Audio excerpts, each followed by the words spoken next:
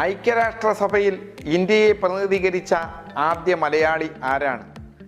India സ്വാതന്ത്ര്യമാകുന്നത് 1947-ലാണ്.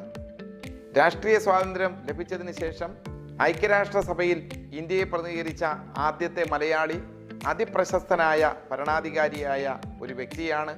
കേരളീയർക്കെല്ലാം സുപരിചിതനും കേരളത്തിൻ്റെ ചരിത്രത്തിൽ ലോകത്തെ ഏറ്റവും പ്രശസ്തരായ മലയാളികളിൽ ഒരാളുമായിട്ടുള്ള സർദാർ KM പണിക്കരാണ് ആദ്യമായി UN ജനറൽ അസംബ്ലിയിൽ ഇന്ത്യയെ പ്രതിനിധീകരിച്ച മലയാളി.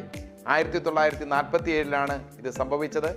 അതിനുശേഷം അദ്ദേഹം ചൈന, ഫ്രാൻസ്, ഈജിപ്റ്റ് തുടങ്ങിയ രാജ്യങ്ങളുടെ അംബാസഡറായി പ്രവർത്തിച്ചിട്ടുണ്ട്.